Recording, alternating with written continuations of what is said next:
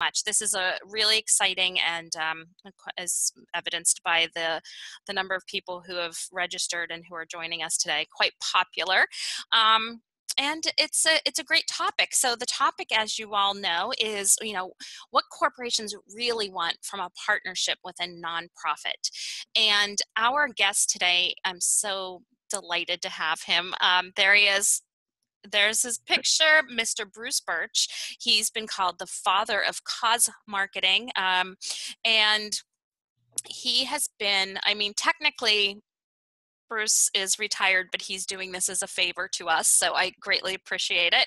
And thank you to your wife, too, for loaning you out for some time to share your experiences with us. Bruce has a reputation. He's an internationally respected cross-sector partnership and cause marketing expert. What does that mean? That means that Bruce has personally put together marketing campaigns, partnerships with, organizations like the United States Olympic Committee, the Marriott Corporation, AT&T, American Red Cross, March of Dimes, Marriott Corporation, I already said that, but the March of Dimes and Marriott Corporation back in 1976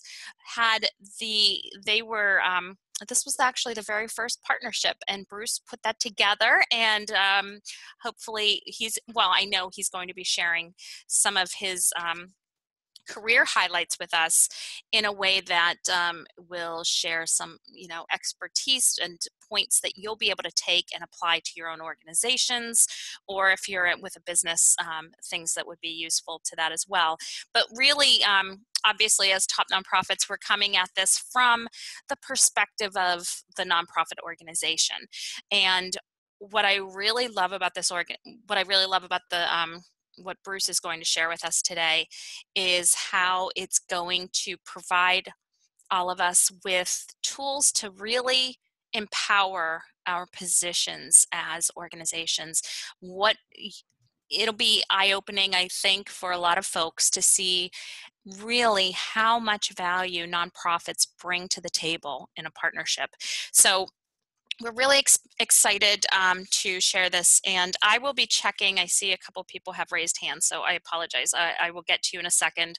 I did want to let everybody know that, let's see, a couple of things. We are recording this event, so I will be emailing it all to everyone probably tomorrow when the recording's ready to go. And we're also going to include, as a special bonus from Bruce as a gift to everybody, a digital copy of his book, Win-Win for the Greater Good. So it's full of great experiences and help that you'll be able to put to use at your organization. So let me see, I wanted to say that we're getting the book. We're going to send you the email with the recording. And we have, at some point during the conversation today, or during Bruce's presentation, there will be a point where he's going to be asking for your input. So the way that you're going to do that is you're going to submit your suggestion or your answers through the chat tool, okay? And just make sure that it says to all panelists and attendees, or at least all panelists, and I'll be able to see that. Okay, I think that's everything. Bruce will speak for a while. He'll present. We'll have the exercise. He'll continue his presentation. We'll have some time at the end for Q&A. So, keep your questions, write them down as you think of them, and please hold those to the end, and then we'll have some time to go over questions. All right. I think I've covered all of that stuff. Okay, Bruce, are you still with us? You're still there? Are you ready to go? Yes, ma'am. Okay. Well, without further ado, let me hand over to Mr. Bruce Burtch, and thank you. Amy, it's just a thrill to be with you and to do this webinar for top nonprofits, an organization I have tremendous respect for. And welcome all of you in the nonprofit world. I have spent probably half of my career in the nonprofit world and half in the for-profit world. We're going to cover a lot today. The thing I really want to drill into, as Amy said, are tools and advice coming out of my career. So what I want to start with is what we're going to talk about today. First and foremost, the current state of affairs in the nonprofit, for-profit world and relationships.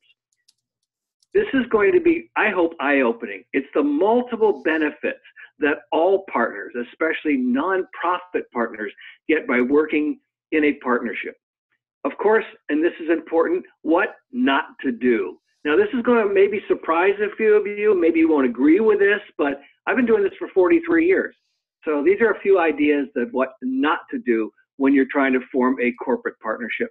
And when I say corporate, that's everywhere from Coca-Cola to your grocery store in your local corner there. So all sizes of businesses to work with. We're going to talk about how you develop a business value proposition. And I'll explain that, and we're going to show you how to do this. This is the secret sauce in my work, and what I tell everyone will greatly, greatly increase their success in forming corporate nonprofit partnerships. Then we're going to talk about forming the optimum alignment. And what I mean by that is, how do you find organizations in the corporate world that are best aligned with your mission and what you want to do moving forward in a partnership? And I'm going to give you an example again here of what not to do. And lastly, we're going to talk about what's the best door to open.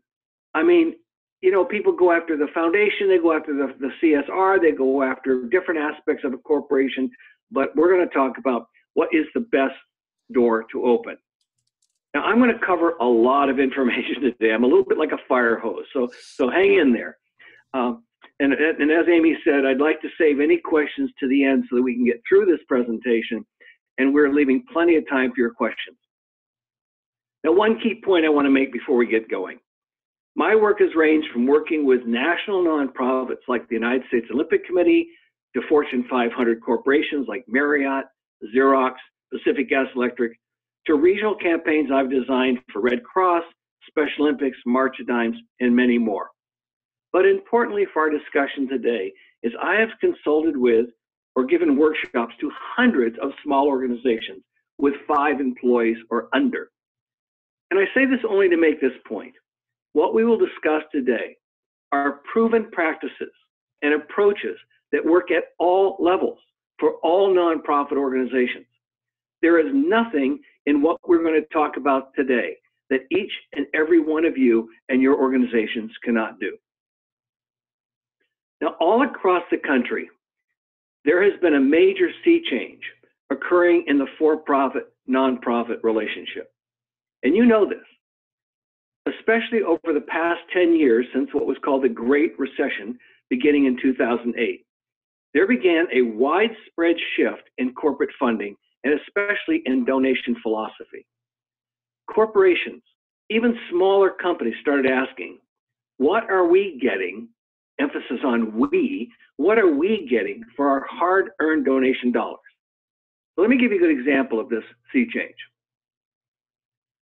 The Shorenstein Company is based here in San Francisco. It is one of the country's oldest and largest privately owned real estate firms. Glenn Shannon, who was president at the time, said this: "We are giving away money in increments of 5,000 to a maximum of 15,000 to a lot of different groups. But we were not confident that we really knew what the outcomes we were getting for our philanthropic dollar. So Shorenstein decided to focus its donations on education. And as you're seeing, a lot of organizations are starting to focus their donations on particular silos of areas of interest. For example, Shorenstein made a $100,000 donation to Aim High. The Aim High is an organization for low-income middle school students, which offers a free summer learning program. And this is important because Glenn emphasized that just as importantly as what he calls the beyond the check aspect of this relation, not just the money, but what goes on beyond that donation. So Shorenstein developed a full partnership. Their senior leadership took ownership of the program. They helped with strategic planning, communications, with marketing. They provided volunteers to Aim High and with their employees and just got really engaged with Aim High. And through this partnership, Aim High has prospered, and Shorenstein is able to bring back many, many more benefits to their organization and to their employees. In other words, if you are not willing to form a partnership with Shorenstein, not just ask them for money, but form a partnership with Shorenstein, their community funding is no longer available to you. Now, this is just one good example, and there are many, that illustrates the sea change happening all across the country. And if you don't learn to correctly navigate these waters, opportunities that once were are being washed away. Now, honestly, I believe that the seas are starting to calm down. There was just so much turmoil over the last 10 years. But you're going to find a new normal. And that if a nonprofit is only holding their hand out, looking for a donation, there is a very good chance that they may be left out. They may be left out if you're not willing to form a partnership and not just look for a donation. Now, this new normal, which I'm talking about, can be seen from two different perspectives. First, the for-profits are saying, it's my money. And they want this to be something that they will spend where their organization receives the most benefit. Now, they want to receive, of course, they'd like to sell more product. They would like to have their employees engaged with your nonprofit. They want their brand awareness to be broader throughout their marketing region. They want the community relations, maybe even that, as we all call the halo effect of working with a nonprofit. They want more press coverage and much, much more. The for-profits are saying, this is our money. What do we get in return in a partnership? And nonprofits are seeing that the old corporate approaches are just not working as well in this new normal. Honestly, if they work at all. Nonprofits must realize that they need to provide many benefits back to the for-profit that addresses the marketing and business objectives of potential for-profit partners. And if nonprofits don't do this, the for-profits will partner with a nonprofit that does, a nonprofit that does provide multiple benefits back to their company, especially back to their employees. Now, as you well know, a lot is at stake. The underserved and the hard to serve are getting hit even harder.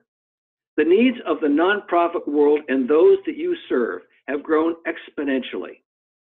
While the funding available from the for-profit and the foundation world has, in many cases, decreased, or as with Shorenstein, is being put in silos. They're not necessarily in the focus area of your organization's work. And for-profits are receiving far, far more requests for funding than they can possibly support. Unfortunately, recently, as you know, there is a new and potentially huge factor that's looming in the immediate horizon, the new tax laws. Who in the nonprofit world is not very concerned that the change in nonprofit tax deductions might have a large, possibly devastating effect on individual and corporate donations? It is a concern for all of us.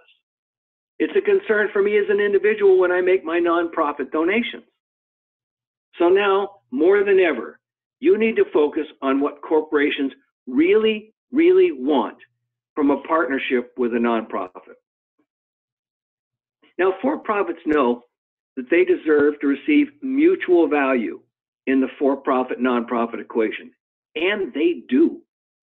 Now, they are not necessarily seeking a financial return on their investment, but they are seeking a return on their social investment in terms of closer engagement with and benefit from their nonprofit partners. More and more, they are seeking long-term, multifaceted partnerships that provide benefit back to their for-profit organization. And as we're going to see, this is really good for you.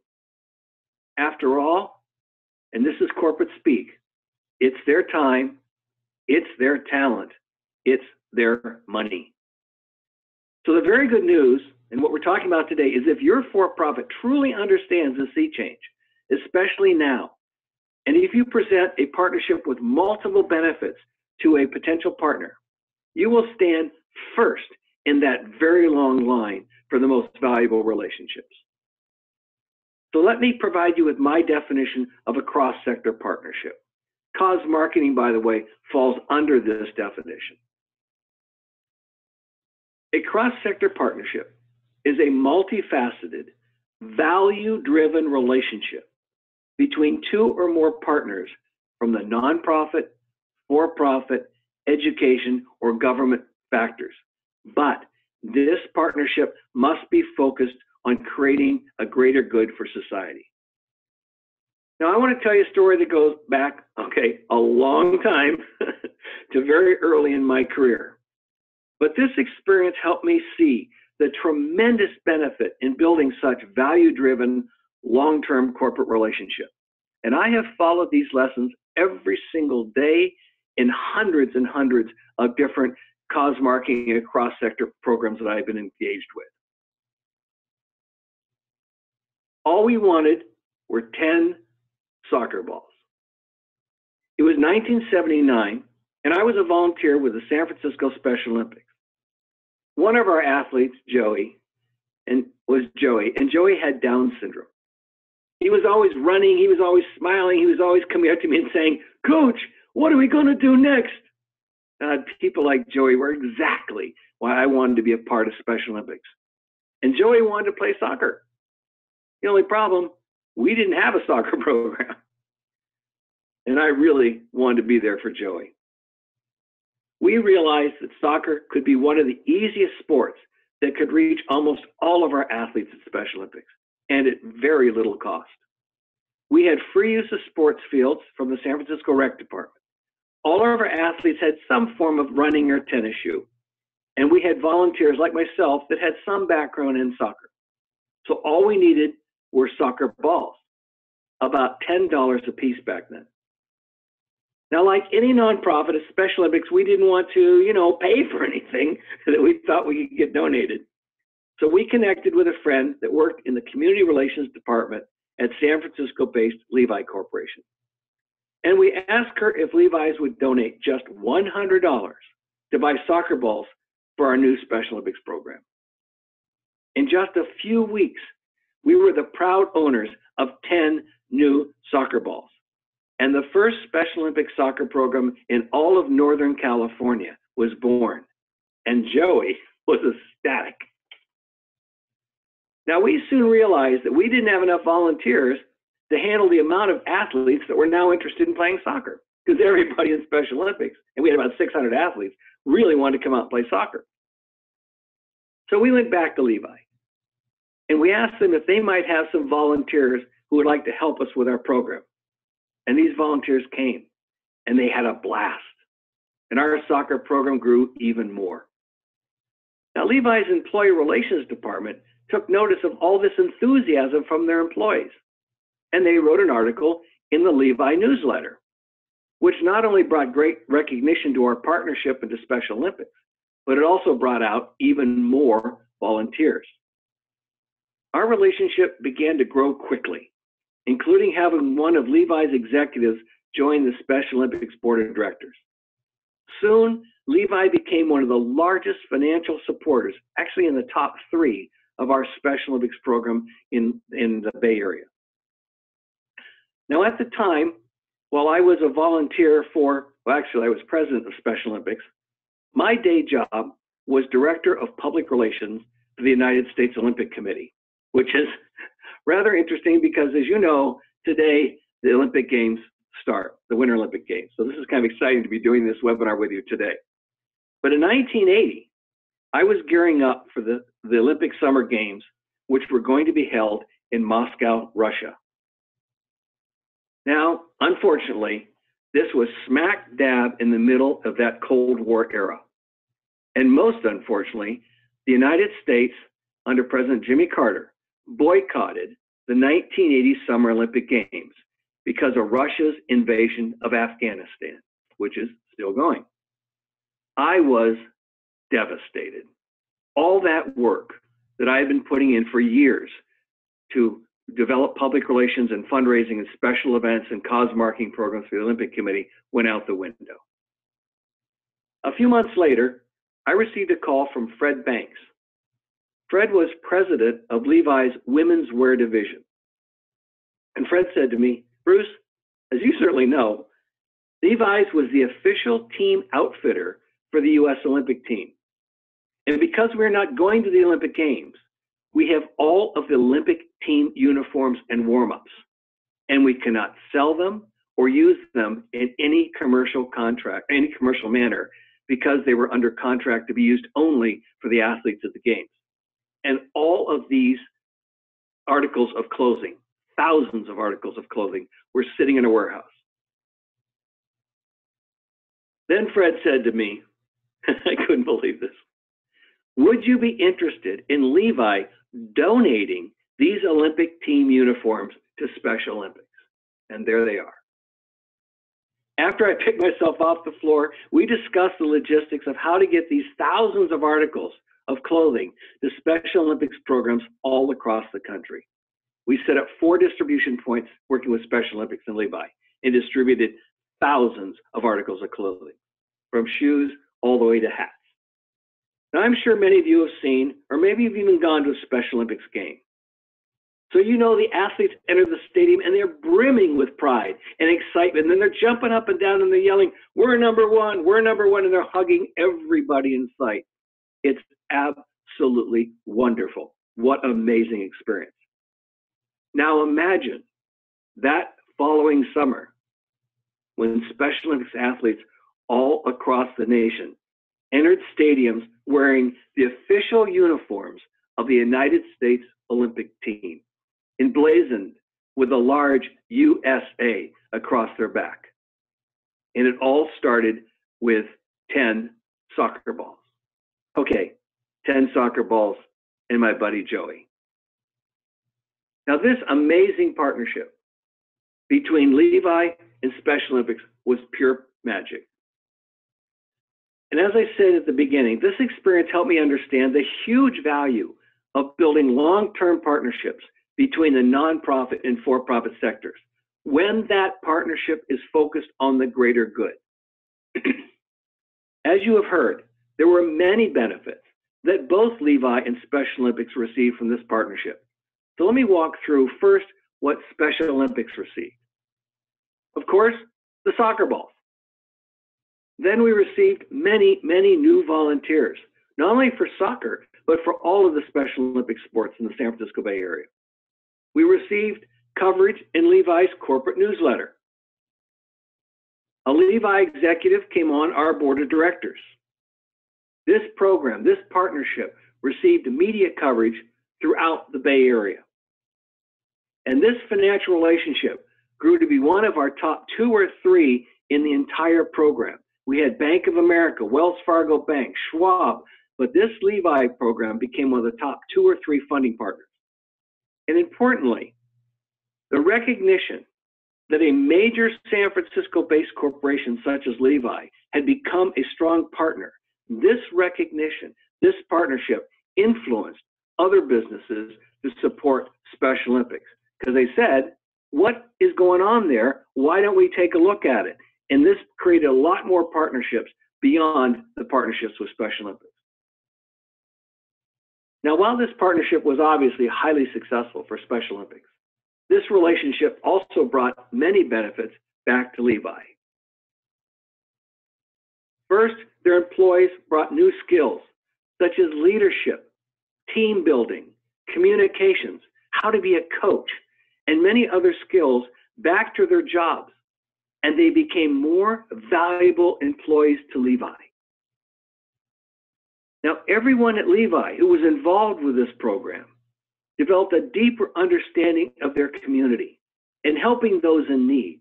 They enjoyed a sense of pride and accomplishment for being involved in this partnership.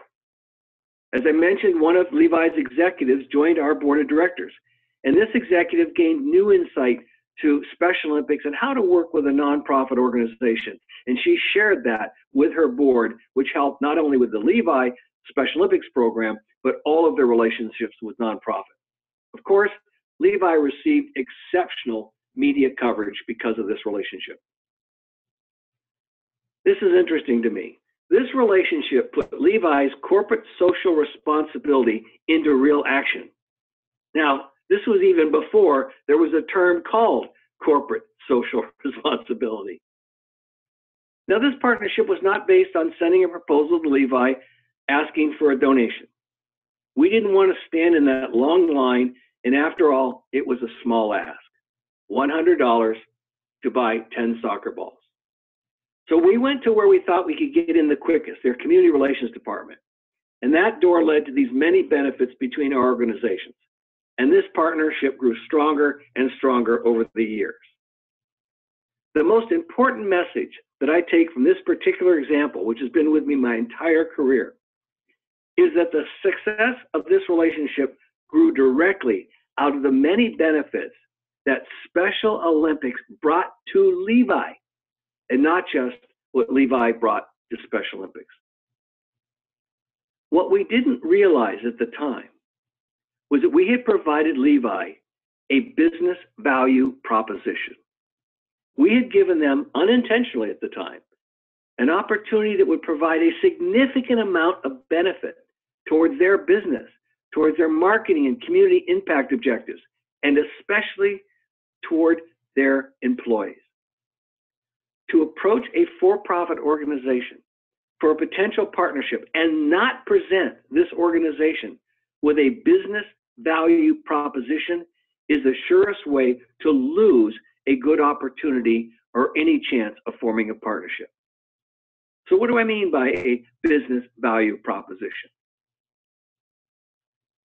A business value proposition is when each side of the partnership addresses the marketing and business objectives of their potential partner, no matter which sector that partnership happens to fall in, nonprofit, for-profit, education, or government.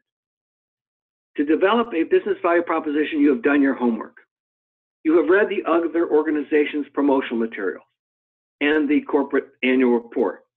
Importantly, you've conducted an internet search for press coverage and other information about this potential partner. And maybe, and hopefully, you even talk to a friend or an acquaintance or can get to someone inside that organization. So you have a good understanding of their business priorities of this potential corporate partner.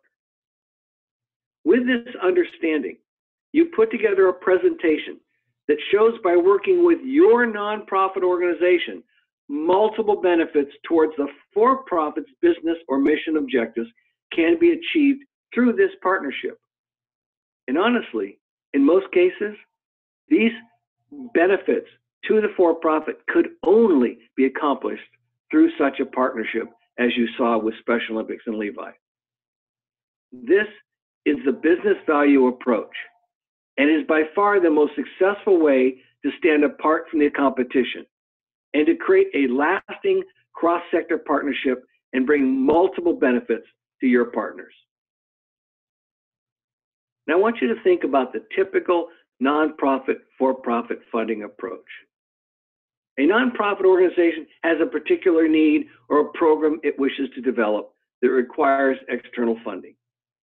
The nonprofit writes up a carefully prepared description of this need, how many people it will impact, how this need or program will further their nonprofit's community mission. Now, the nonprofit also realizes that the corporate funder or local business is probably being inundated by many other nonprofits seeking funding. So they want their presentation to have dramatic impact, a strong case for why their nonprofit should get this funding. Now that is usually, and again, I've worked with hundreds of nonprofits, that is usually the nonprofit's primary focus, a strong argument for the needs of their cause. Now I want to turn the tables around a bit. And I want you to look at this situation from the for-profit organization's point of view. Imagine you are a for-profit executive and you have been listening to or reading these typical pitches over and over and over again. And then in walks you, a nonprofit executive with a well thought out business value proposition, which clearly shows that by working with your nonprofit, their for-profit business will receive multiple benefits. Benefits such as increased sales of their products and services, volunteer opportunities that will raise the morale of their employees. Remember, happy employees stay with companies longer, and that raises the bottom line of a corporation. So happy employees who are involved in their community are really, really important. This partnership will increase their press coverage. It will stimulate their brand awareness and so much more. Now that is a very different approach. Which do you feel would be more effective? Now, I've worked with hundreds of nonprofits, and rarely have I seen this business value proposition until I work with them. Yet this is exactly how for-profit business operates. This is what they want. Now, maybe some of you, I'm sure many of you like I was, have been in the corporate marketing or sales business. A corporate marketing or sales proposal will not see the light of day unless it provides that business a solid business value proposition for increasing their business. In other words, in the corporate world, if an idea doesn't make sense, if an idea doesn't make dollars, it doesn't make sense. That's how they think. So in my opinion, what's missing most in the entire realm of the relationship between the different sectors is that this should be a business discussion. The business of partnerships. This is not about, I have a need and I want you to help me fill it. This is about how can I best help you meet your business objectives and how can you best help me meet mine. It's just that simple.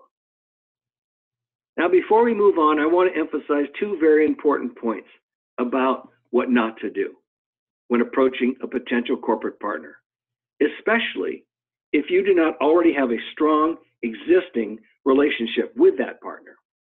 And these may surprise you. What not to do. First, do not send a proposal before an in-person meeting. Do not send a proposal. I realize that this can be difficult because many potential for-profit partners will ask you to send a proposal. Or what's happening a lot now is ask you to post your request in an online form. And sadly, many nonprofits send in proposals totally unsolicited. When you send a proposal in cold, or even if asked, it is far too easy for the for-profit to throw it on a pile and just forget it. As you well know, this happens all the time. They have no relationship with you. Successful cross-sector partnerships are built on trust and relationship. So get a meeting through any person, any way you can. Ask for just 20 minutes maximum. That's important. I've had these 20-minute meetings last well over an hour. But by asking for a short time, you show that you honor their time constraints, and they are more likely to set up a meeting. Bring to this meeting your well-researched business value proposition. Start the discussion and your relationship with what your nonprofit can do for them. Then after this in-person discussion, you are well prepared to develop a proposal based on what you have learned. Now this next one is something I get a lot of pushback on, but this is really, really important too. Do not ask for money. Yes, I'm dead serious. By focusing on your business value proposition and what you can do to meet each other's business objectives, especially theirs, the conversation can get really exciting and very productive. Now, we all know that the for-profits know that you need money, but when you don't ask for it, this not only takes the focus off money, but in the back of their minds, they are thinking, why aren't they asking for money? It sucks them in. And most importantly, when the topic of funding finally comes up, and you know it will, you both will now have a better understanding of how much money would be needed to accomplish your mutual goals.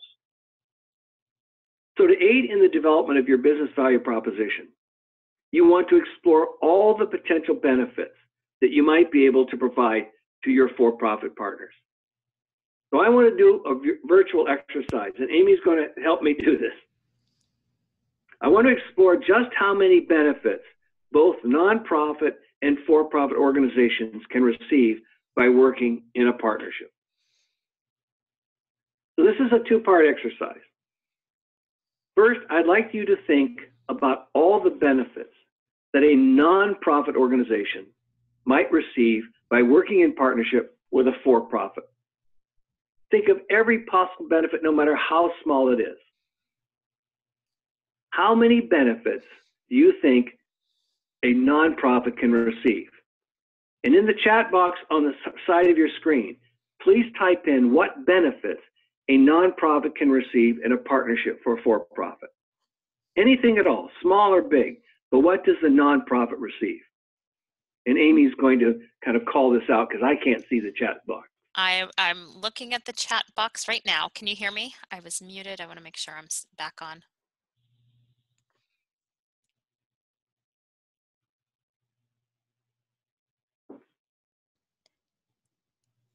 Oh, okay. Can't add to the chat. Hi, guys. Can you hear me now? I can hear you. Oh, good. Okay, great. Hold on a second. Now the chat should be enabled, and you guys can certainly submit those benefits. That's what Bruce is looking for. And great. Nicole, hi Nicole. Nicole listed 20. Let's hear what specific ones we're talking about. We've got from Randy, publicity. From Sally and Dave, we've got volunteers, board members, expertise. They're coming in quickly. Sorry, I can't keep up with all of them, but gifts in kind from Sharon. Janine, peer-to-peer fundraising opportunities. Tracy said publicity. And oh, here's one. Monica said, one I haven't seen before, technical assistance. Let's see, Tanya said word of mouth, renewed enthusiasm for the organization, good management practices, PSA, community exposure, help raise awareness of the cause. People make workshops and seminars. People are getting very creative. Fabulous. Love that. This is a great group. Okay, well, I think you get the obvious that there are a lot of benefits that nonprofits receive. So in my work over the many years, I have found that nonprofits receive 31 distinct benefits. 31. And you hit on many of them. Let me just run through my top 10. So these are the ones, just statistically, I've heard the most. First, increased funding. This is the nonprofit benefit. Expanding your donor base through this partnership. Connecting to new business partners, which you brought up. Attracting in-kind donations, which you mentioned. Providing, this is a major one that you said, providing professional development for your employees. Attracting new volunteers, board members, pro bono services. Increasing the brand recognition of your nonprofit. Increasing media coverage and developing new media relationships.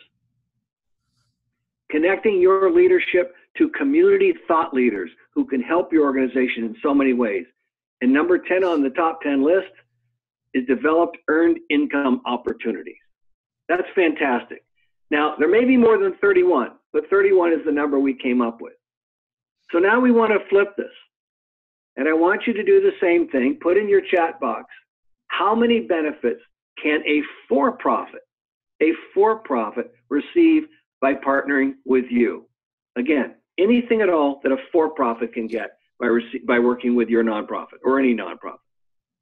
Now this should be easy, right? Everybody knows the value of their organization. So let's see what you all have to say. They're coming in fast and furious. Okay, community engagement with the mission, team building,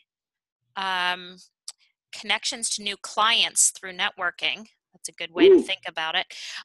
Attract socially minded customers. There's a lot going on with that, especially like millennials. Employee satisfaction, goodwill from working with a community-based, I guess that's organization. positive PR, global learning, tickets and signage at events. That would go branding. And expertise from the field, health education programs for employees, new customers and clients, leadership development, interns. I'd love to see, I know you guys are typing these in too, but if you're writing them down, if you're making a list, I'd love to hear how many you came up with. But well, this is incredible. Social media and website promotions from nonprofit platforms, new application of their skills, media coverage, product development. There's a lot coming in here. Sorry, I'm trying to keep up. Personal value, bridging sectors, access to board service, new friendships, skills-based help. Yes, good. Network growth. Wow, you guys are brilliant. Really good. Building goodwill. Okay. Okay, well, let's, because this is great. I mean, and you kind of proved the point I'm just going to make. In my work, I have found over the years that for-profits can receive a minimum of 38 benefits to the for-profit partner. 38. And let me go through, again, just the top 10, and you said a lot more than that. Increase sales or products of their products or services. Increasing their employee engagement, the morale, and as I said earlier, very, very importantly, the retention. The more employees stay, the less they have to pay for new employees and new training, and it has a huge impact on the bottom line. Number 3, increase customer and brand loyalty. People like to work with organizations that are doing good, and we know that. You look at all the different research that's been done on this, especially by Cone Communication. Draw media attention and coverage for free to their organization because now they're in partnership with a good nonprofit. Providing a motivating purpose for their company and for their employees. Big one here. Increase shareholder return. People want to be engaged financially with a company that's doing good. Increase employee skill development, as we've been talking about. You increase their team building, their coaching ability, their leadership ability, and they bring these back to the corporation and they are better employees. You attract new business partners and relationships. You generate recognition for the good that they are doing in society. And lastly, just on our top 10, they can receive, as you know, a tax donation for their contributions. Here we go. Yes, the for-profit organization can potentially receive more benefits than the nonprofit in a for-profit nonprofit partnership. And don't most people think it's the other way around? I want you to think about that for a moment. Oh, by the way, and I'll talk about this later, but on my website, there's a research center, and go up there, a resource center, excuse me, and when you go up there, all of the 38 and 31 benefits are there. It's all free. Just go grab all this stuff, and we'll talk about that later. But I want you to think about this. One of the key takeaways from today's webinar is for you guys to realize just how powerful you are as a nonprofit organization. When you are developing partnerships with a for-profit partner or with any sector, you can go in with absolute proven confidence that you bring them every bit as much, maybe even more, than they can give to you. And when you explain what you can bring that can address their business objectives, when you provide that business value proposition, they will want to partner with you, and you will stand so far apart from your competition.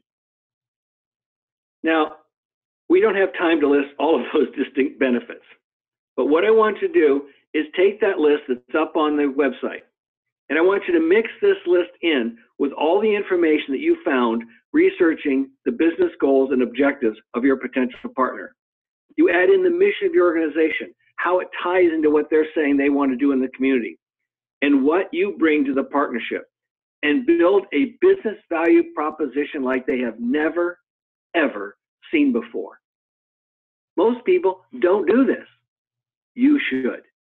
This is the recipe for success. This is the beginning of an entirely new growth strategy for your nonprofit organization. So again, we don't have time to list all 69 benefits, but if you go to my website, it's listed on the end, bruceburtch.com, there's a tab that says Resource Center, and there's a ton of free information up there for you.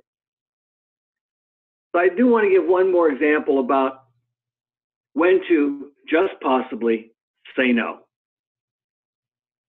Now, as you well know, over the past many years, cause marketing cross-sector partnerships have proven highly successful, multi-billions of dollars in revenue, according to Engage for Good, the formerly Cause Marketing Forum, both for the nonprofit and for the for-profit partners.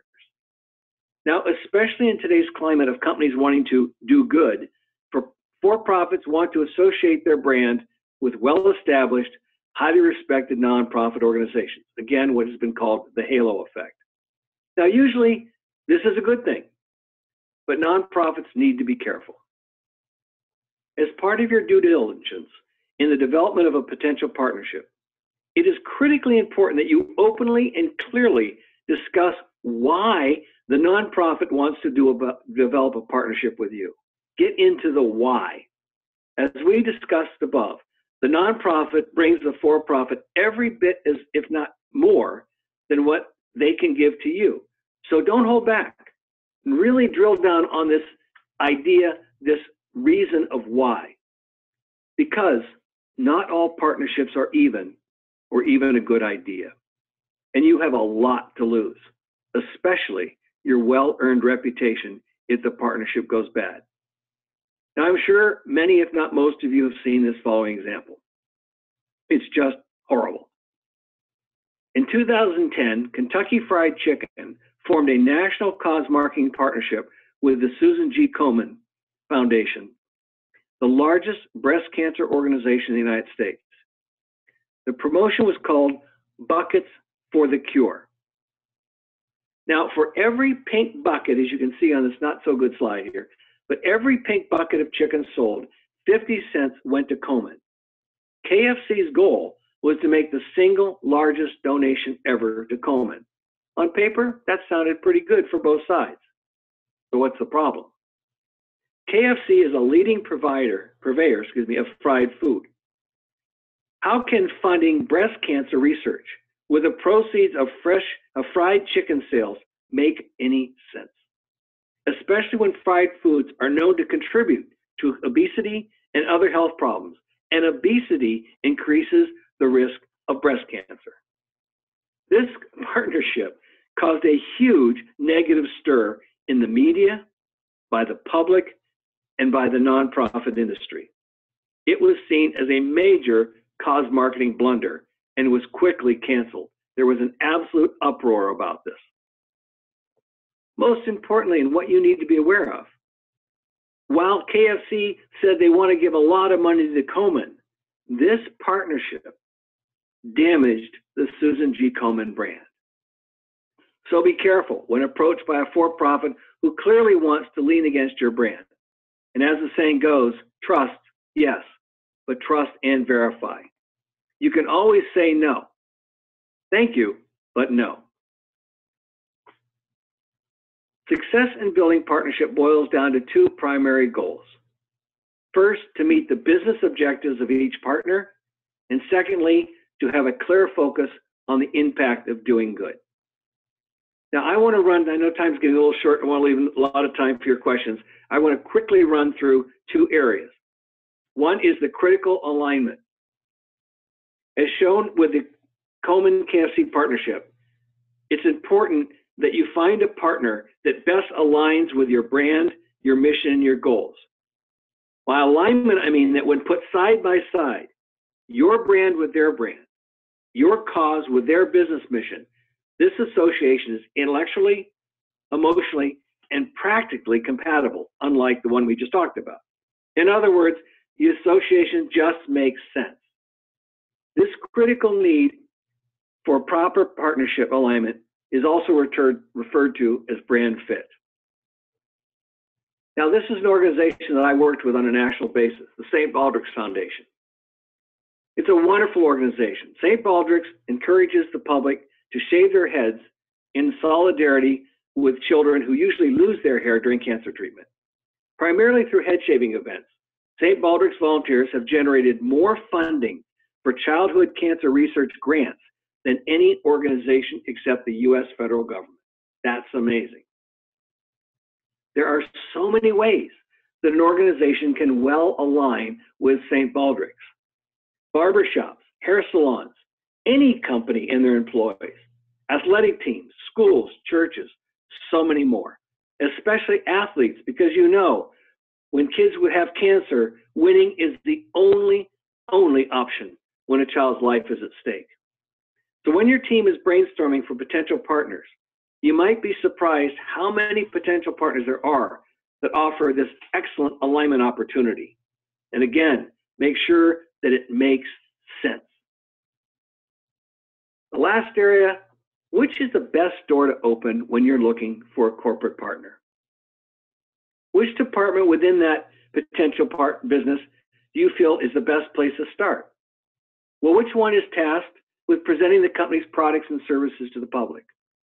Which department manages the outreach into the community in the areas of public relations and community service? Which department did the Special Olympics approach? Yes, in nearly all cases, the best place to start is the marketing department. That's the door to open first. Sales, public relations, community relations, media relations, the management of their website, et cetera, all come under the marketing umbrella. And there's no reason to fear.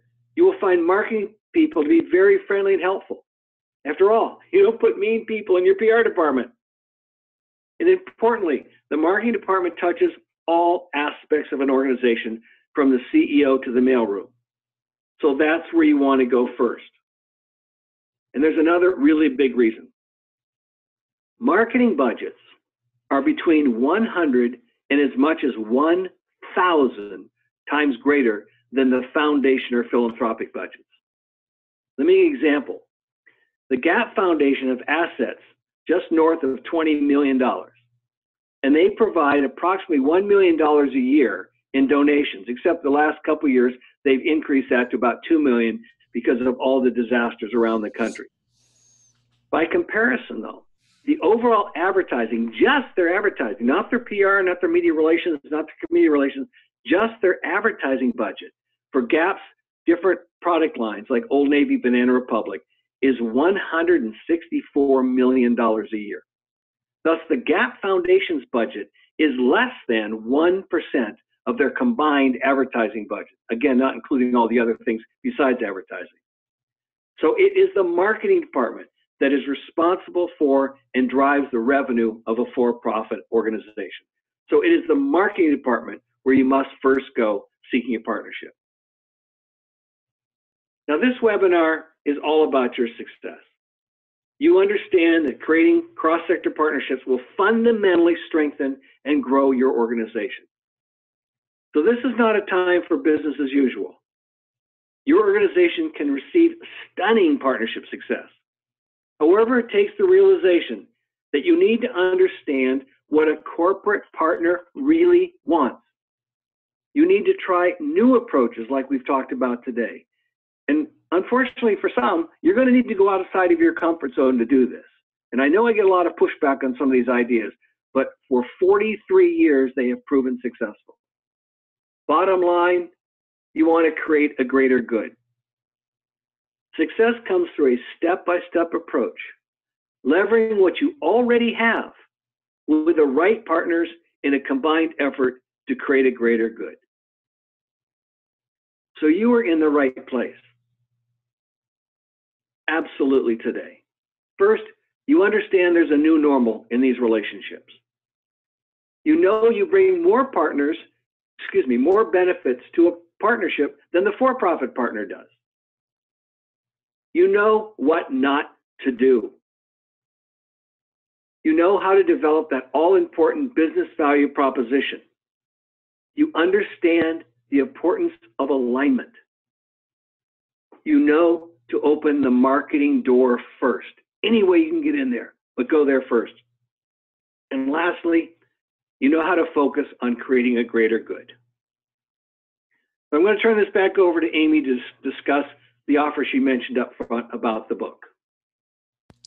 So, okay, thanks everybody. Thank you, Bruce. And I just quick note to everybody who's on the line with us. Thank you. Sorry, we've gone a little bit over, but Bruce has been gracious enough to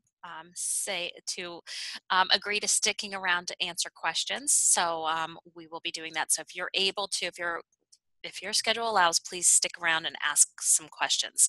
But what I wanted to point out to you all is that this book, you're looking at the screen right now, Win-Win for the Greater Good. You can see some, oh wait, is it on? Yeah, it is. Sorry, I'm looking at two different screens with two different slides, my fault. I love seeing these testimonials from folks, and I mean Patagonia right up there at the top, and you know, you see folks who have amazing records with when it comes to corporate social responsibility and really taking this seriously. This is a terrific guidebook for how to go about creating relationships that are going to do good for both. So love that you know, that Bruce is sharing this book with us. Thank you. I want to let you all know that now would be a good time to get your questions in through ideally through the chat tool. It just makes it it's a little easier, but you can send me those. The Win-Win for the Greater Good, I have a link to a digital copy of that I will email to all of you along with the recording of this event. So you can share it with your friends and take it. Definitely, I want you to put it to good use. Okay, so we have some questions coming in right now, and we could start the Q&A, and thank you, Bruce Burtch. And this is Bruce's information, his contact information, if you'd like to connect with him. I did include a link to his site, which in that chat bar, it's bruceburtch.com. You can go there and find those resources that he mentioned earlier. And I also want to mention the organization that he's dedicating his time and talents to currently. It's Youth Poster Contest, and that's youthpostercontest.com. Is that correct? .com or .org. Or .org. Okay, so check them out. It's a really amazing. Obviously, maybe you've picked up on this. Bruce has a soft spot for children, and they're the future, and he really wants to see them do well. So this is an organization that really helps create, really shines some light on the kids with some amazing artistic talent. So, all right, and it does good for kids at risk. So we have lots of questions that have been coming in as I've been babbling here. So let me go back to them. Okay, we have a question that says, let's see, how do these apply how these ideas or approach might work in a tiny community with a Chamber of Commerce organization? So I imagine you have a take on that, Bruce. I worked with a lot of chambers. As a matter of fact, 3 years ago, I was doing a benefit for Drawbridge, which is an arts program for homeless kids. I pro bono produced a major event for them. And the first person I went to was the head of the Chamber of Commerce in the town I live in, San Rafael, which is outside San Francisco. Again, it's important that these partnerships don't have to be at the Special Olympics Levi level. They can go right down to a small town like a Mill Valley or San Rafael here in my area. But I went to Joanne Webster, who was the CEO of the San Rafael Chamber of Commerce, and I said, we're going to be developing this event, which will help bring, again, the business value proposition, will help bring attention to San Rafael and to your businesses, because we're going to do, basically, it was a rock and roll show, and we're going to do this as a benefit for homeless kids and to provide art programs for them. So the pitch was, this is what it will do for San Rafael. She got excited about it, got members of the chamber excited about it. They publicized it throughout their membership. The program brought $140,000 worth of free publicity all across Northern California that came under the name of San Rafael Rocks. So the chamber got a huge push of all that publicity promoting their town, and we raised quite a bit of money for Drawbridge. So it can be done very locally. Mm-hmm. Okay, so sorry. Thank you, Bruce. And we've got several other questions. I want to definitely get those in too. So thanks for asking that, and thank you for your answer. Um, is there a particular template that you could recommend for creating the partnership, the business value proposition? Absolutely, and it's in the book.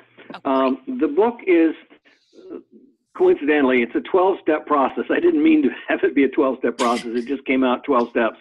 And the book was designed to be a guidebook.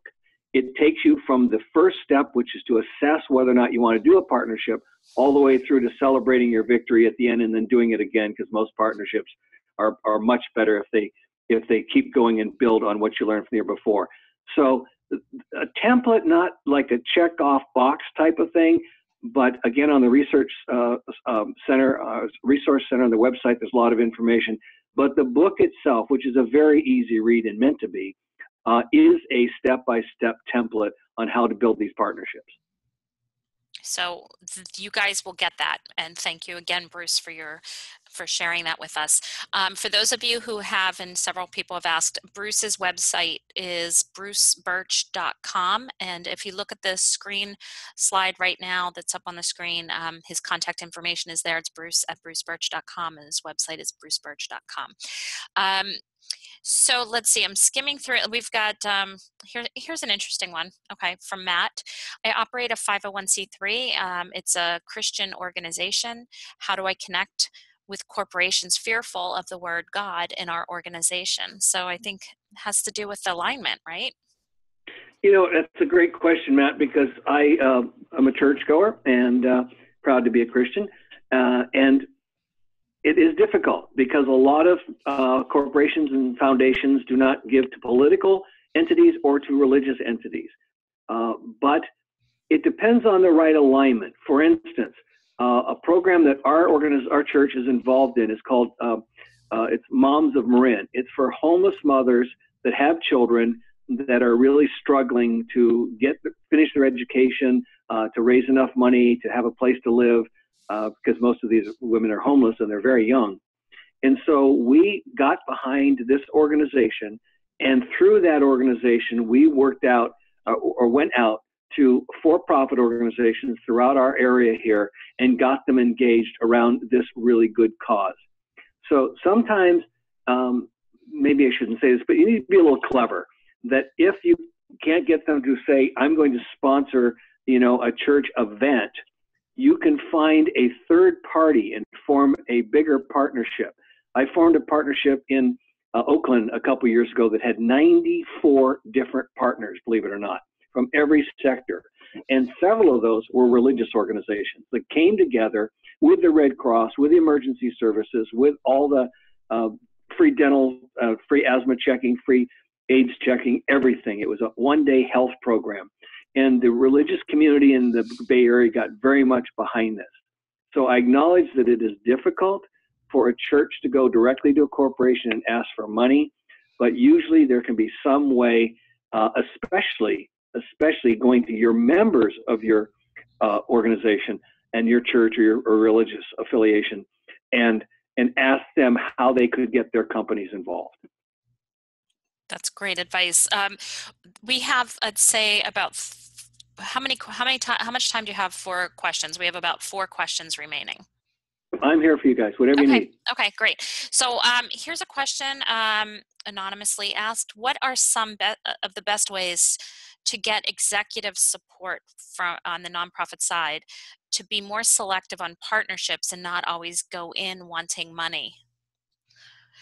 So let me clarify that. Is this the executive on the nonprofit side to get support from them, or how to reach executives on the for-profit side? That's the way I'm reading this, is like, how do you get support from the executives at your nonprofit organization to go in and ask, to talk to a for-profit about a partnership versus asking for money?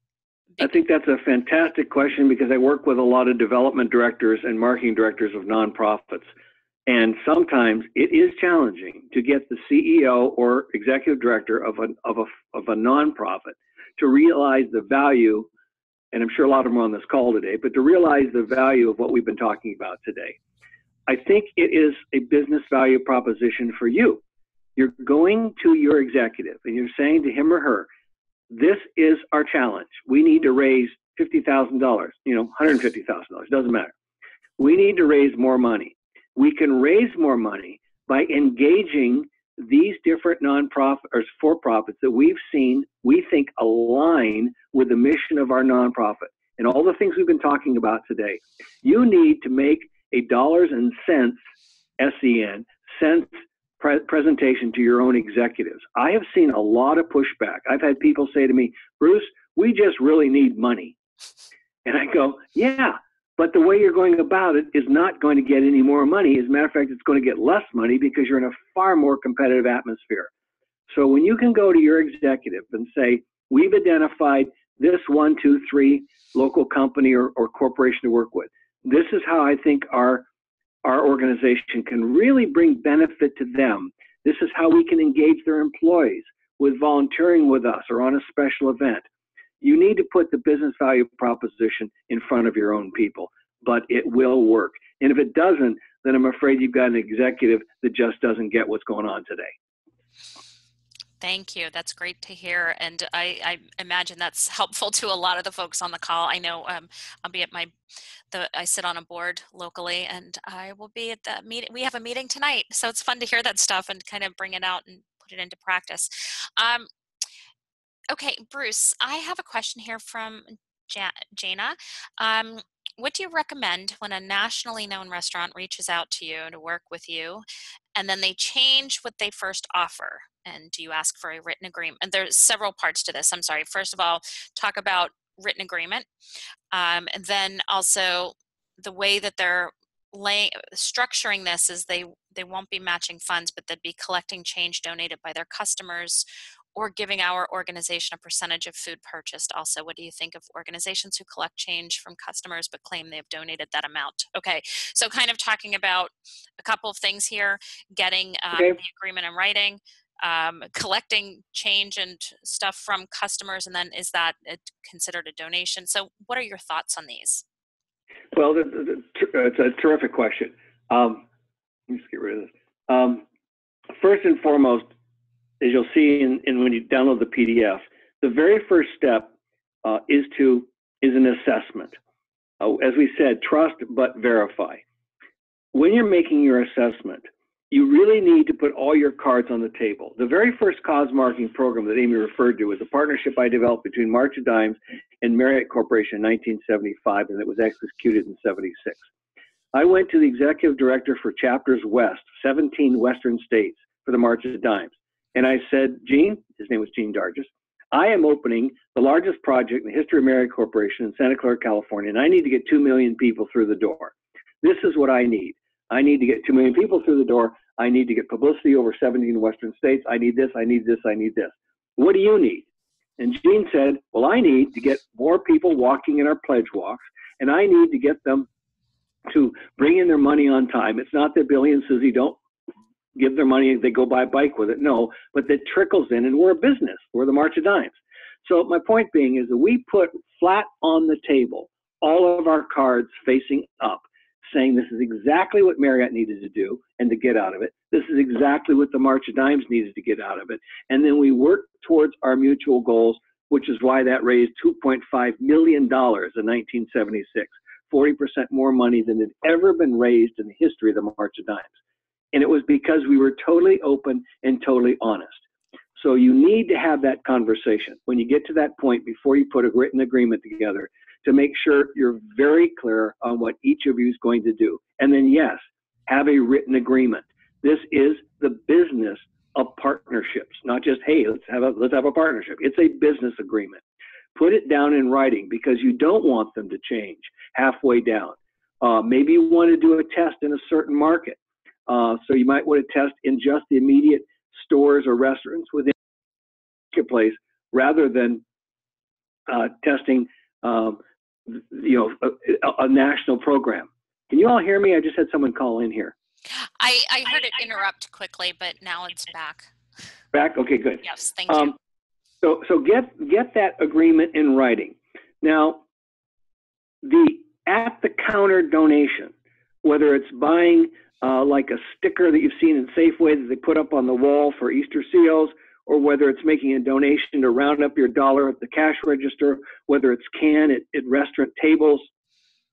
Those what's called point of purchase cause marketing campaigns can be highly successful. But again, you need to have a clear agreement of when it starts and when it stops. And one thing I always try to do, because you never know how much money is going to come in, is I try to set a minimum. Okay, organization that wants to help us, can you make a minimum X dollar donation, 5, 10, whatever, $1,000? And so if your at the table change collection doesn't reach that number, to benefit from working with us, can you at least guarantee to us a minimum? A lot of times those collect change can go way over, but sometimes they don't, because a lot of it depends on the individual store or restaurant or, you know, Ace Hardware, whatever. It depends on whether or not they really push it at the counter. If they don't push it at the counter, it won't happen. So I really recommend, if you can, to get a guaranteed minimum on that. And you don't want them to change the program, you know, no pun intended, but you really don't want them to change the program. That's why you have an upfront written agreement. But I have seen these at the cash register programs or at the table programs work really, really well. And the last thing, when you talked about a percentage, a lot of restaurants will give a percentage of one night or 1 week or one weekend. Usually it's one night. Let's say it's 10 to 20% of sales for that night. Again, this can be very successful. A lot of national organizations and chains will do that. I like those programs. But again, a lot of it depends on what you do before people walk into that restaurant. So they go into the restaurant knowing that Thursday night is, you know, Save the Children night. And you're going to be giving 10% of your donations to the Save the Children organization. So that really requires a lot of upfront promotion rather than kind of at the register promotion. But it all boils down to clear and honest truth upfront to make sure that the partnership works. Yes, trust but verify. I love that. Great words of advice. There are there are a couple people that had basically the same. This is a similar question, so I'll just kind of pose it this way. You touched on this a little bit earlier. If you're cold calling or contacting a company for sponsorship or for partnership, and what's the difference between those two things, right? So if you're reaching out to a company to sponsor your nonprofit, or you're reaching out to the marketing department cold from your organization, can you just give a couple of tips on best practices or refer to the pieces that you mentioned in the slides earlier? I'm obviously not a big fan of cold calling. I was in the sales business when I first got into business, and I was doing a lot of that. And, you know, cold calls get through about 1 out of every 100 times someone will talk to you. So I'm not a big fan of cold calling. If you're calling into an organization that you don't have any contact with at the higher levels, and you're just trying to find out more about them, I would try to reach into someone who will talk to you about it. One of the things that Amy and I talked about the other day is a lot of times when you go to a website and you can't find a particular contact, a lot of times they're, you know, the gatekeepers that don't want everybody calling up the executives. I always go to the press relations and press releases aspect, because almost every corporate website will be bragging about what they did, and you look for whose name is on that press release. It's usually an outside PR agency, or preferably it's an internal media relations person. That person I will cold call, and I'll call them and say, I'm interested in developing a relationship, not sponsorship yet, because that immediately says I want money. I want to develop a relationship with Acme Incorporated. I understand that you handle the media relations for Acme Incorporated. Is there someone you would recommend that I could talk with? And they'll say, yeah, it might be Susan Jones. You say, well, could I get her email? Can I get a direct phone number? And so what I have done, I did it yesterday for my youth poster contest. I contacted a large construction company in the Bay Area, and I left a short voicemail asking for a quick meeting with the marketing director, and that's how I found her, was through their press people. And I sent her a little bit of a cold call, but I sent her a short written discussion without asking for money, basically saying, I really think there's an opportunity here. So cold calls should be done at low levels, but rarely ever will you get the person you want by a cold call. Second of all, there is a difference between sponsorship and partnering. I almost never say partner, or excuse me, I almost never say sponsor, even though it might just be a sponsorship. I always use the word partner because it's really the intent of us working together, and it just sounds less commercial. Mm-hmm. So don't do cold calls and push partnerships. Agreed. Yeah. Oh, sorry. Even if it's small. Agreed. And the person that was asking about the specifically about sponsorships is tasked with getting sponsorships, and they have a sponsorship packet put together. I would imagine your recommendation is still to use the same process that you just gave and explained, and not send that sponsorship package until you've had a conversation with somebody. But let me give you a good example. Go ahead. I rarely go after foundations because they are just really hard to get into, easy for them to say no, and there's a huge line. Having said that, the Marin Community Foundation here in Marin County is one of the largest private foundations in the United States. I am developing a program to bring this youth poster contest into underserved communities, basically African American and Hispanic communities where they have no art supplies, very little parental support, very little English spoken in some of these communities, et cetera, et cetera. And I think that the Marin Community Foundation should support this. So I was introduced to one of the program managers, not the executive, but one of the program managers. I had a conversation with him, and then I went out to 3 different schools that work with underserved kids where we want to do these free poster workshops. And we got their support saying, yes, please bring this free workshop into our school. And I have letters from the principal and or the program art instruction person at those 3 schools. All 3 of them wrote a letter of endorsement of why they thought the youth poster contest should be brought to the population of their schools, because otherwise they might not be able to do an art program, et cetera, et cetera. I sent those 3 letters attached to an email to that gentleman I had already talked to, and all 3 of those people, because they know this person, they sent their letters directly. That was only yesterday, so I haven't heard back yet. But that was an approach which is sort of a hybrid of what we've been talking about today. That's a great example.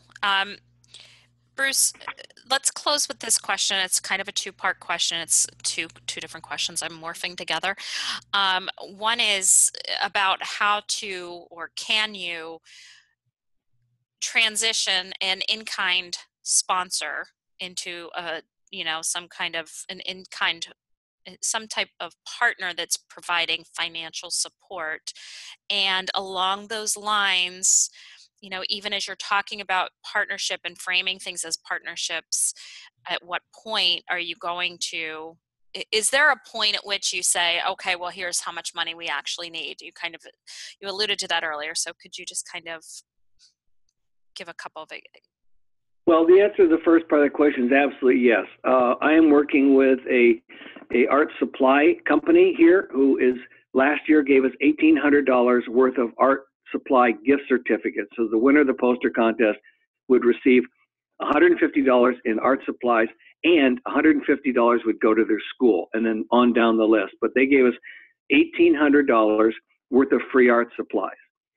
This year, they're matching that $1,800 in free art supplies. So obviously an in-kind gift to our nonprofit. This is a nonprofit. And they are also putting up some financial support to this, to support some advertising that'll go into a magazine that reaches all the middle and high schools in our area here. So they are paying for that. They're not giving me actual cash, but they are paying for that advertising out of cash from their marketing budget. So that was a segue from last year giving us only in-kind to this year actually putting up cash to underwrite one of the costs that I would normally have had to pay for. So yes, the first thing, as I say, is the last thing of the process. Is once you've had a successful relationship, you can move from what you did last year to what you want to do next year. And both sides, now that you've had a successful partnership, even if it's really small, maybe last year they just gave you $500, and this year you want some in-kind services, so spin that around. But you start building the relationship on what will make the event, the partnership, the program next year even better and build off of your success. And yes, it's important to say to your partners what you're looking for. So let's say that you're doing a project that needs $10,000, and I think a lot of, I don't think, I know a lot of people want to know actually how much you're trying to raise. So that there's one group that I've gone after that asked me that directly. And they say we never give more than 25% of a program because we don't want to be the sole supplier of the program. Part of that's just smart because they know if it doesn't work, they won't be coming back next year and saying, well, we need more money from you because it didn't work last year. So there's one person that said that I made a proposal to this company to put up 25% of what our budget is for this youth poster contest, which is pretty modest. So yes, I think, again, transparency.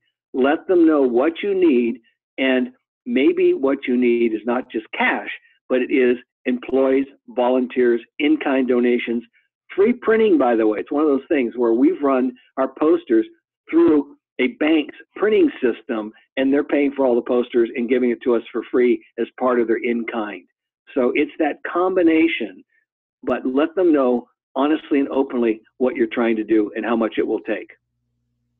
Thank you so much, Bruce. I hope that helped everybody immensely. I know there's a lot to take away. As you explained, it is sort of like drinking from a fire hose. But I can't thank you guys enough for sticking around, as so many of you have today. It's an actual, it's an hour and a half of versus an hour. So thank you for allowing the extra time. For any of the folks whose questions I did not get to, I'm so sorry. But you can certainly send an email to Bruce. You have his email address there. You can contact me. Feel free. It's amy@topnonprofits.com. And I want to thank you all. Certainly, if when you get an email tomorrow from me, it will have the link to the book as well as the link to the recording of today's event. Thank you all. I applaud you. I applaud you, Mr. Bruce Burtch. Thank you. You are my idol. You're a rock star. You're the best. And thank you so much. For the opportunity. Really appreciate it. All right. Bye-bye, everybody. Have a great one. Thank you. Bye, guys.